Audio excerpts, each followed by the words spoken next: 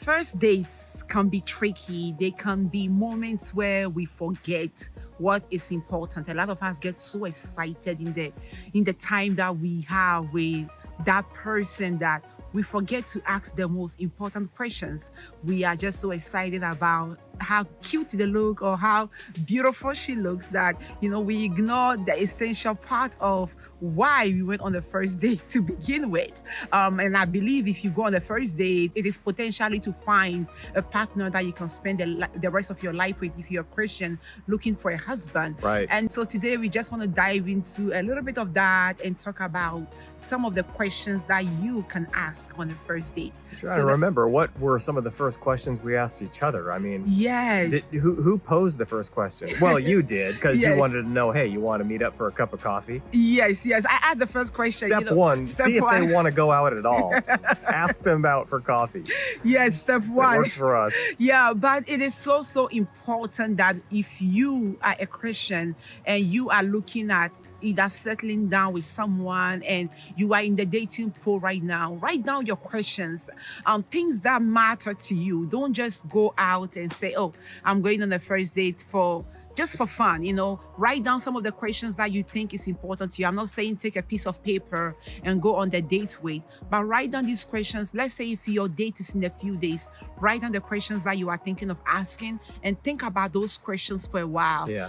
When the date comes, you have the questions already in mind, Right. and you can ask that person. So vibing is really important, and that's Yes. usually what people are focused on. Mhm. They'll be like, am I feeling this? Am Mhm. I feeling? And then that's important. It really is. But first impressions aren't always lasting or truthful impressions. So you might vibe with somebody over coffee or on a walk or going out roller skating or whatever it is you decide to do.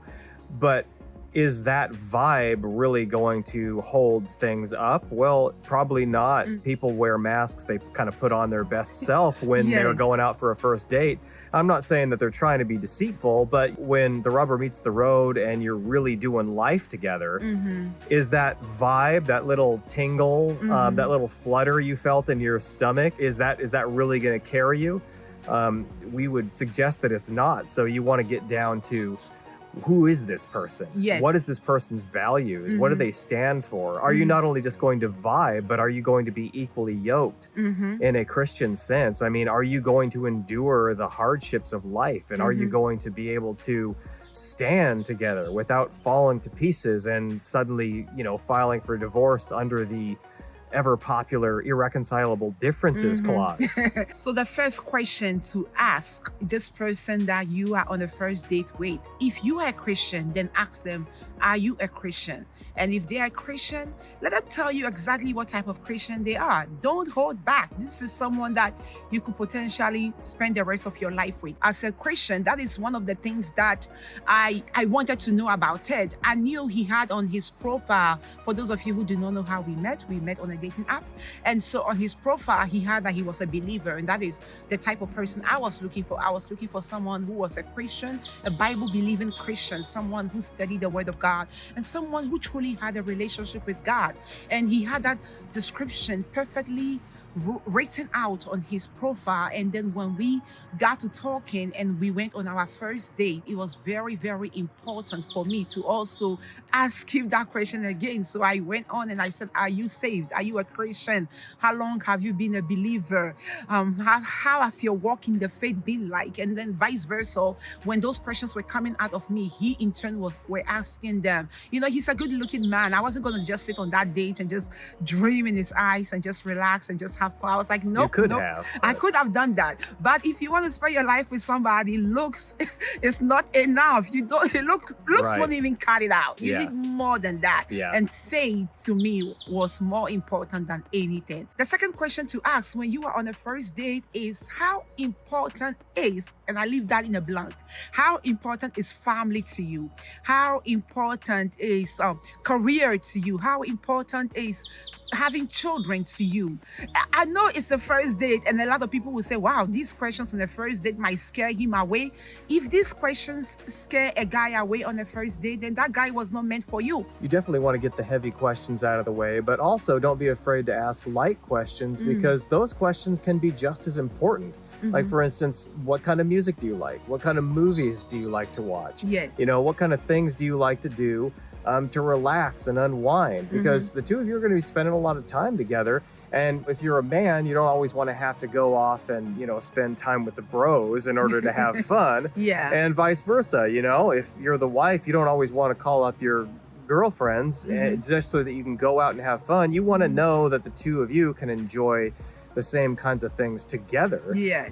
But don't get me wrong, that's important too. And you might also want to ask on a first date, are you secure in yourself? Because you do need to take time to go out with your friends and to go out with other family members, or maybe even just yourself, and kind of detach in your mind from the stresses and the everyday and the relationship, so that you can be your best self for that relationship. You can come back stronger and feeling great rather than treading that burnout Yes. day in and day out. So just being real open about all these kinds of things. Veronica said, well, you might scare them off, you'd think. I say, good. That's what you're trying to do, believe it or not. When Jesus was doing his earthly ministry, he had his disciples, right? But when he preached hard and he preached true. It wasn't unloving. Yeah. He was very compassionate. He communicated perfectly. He never did anything that wasn't less than perfect.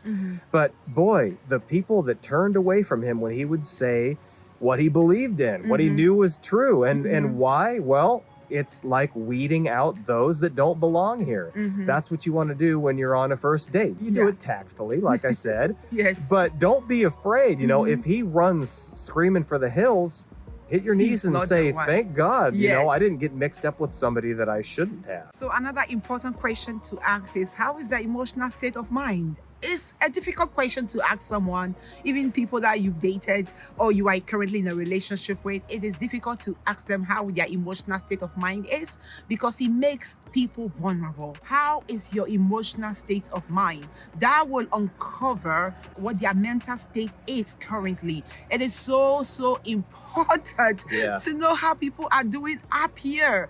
There are so many broken people walking around. We all have issues in our own way. Nobody is perfect, but there are some that have gone beyond the scope, of the mental. First of all, these questions will unveil something, and you can read their facial expression. And when you read people say a lot by not saying a lot. Do you get it? So their face can tell you a lot about what they are thinking. And if you know how to read energies and people's behaviors, you'll be able to determine what they are thinking in that very moment. Yeah, and the way you might want to phrase that isn't necessarily, are you a psychopathic killer? You might want to say something like, how are you handling life right now? Like, what are some things that you do to deal with the stress that's in your life? And how's it going? Or that's even simpler. Yes, how's it going? Yes. And you'd have to invite that to mean something deeper than just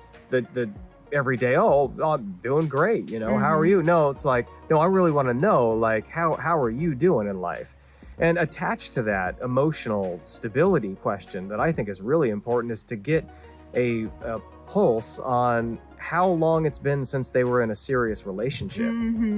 That's a good one. Because if they say that, oh no, I'm really coping well, and I've got things dialed in, and my mental health is just A+ right now, but then they proceed to say, well, I just got a divorce actually 6 months ago, or I just escaped a abusive relationship that lasted for a decade, and that was last week.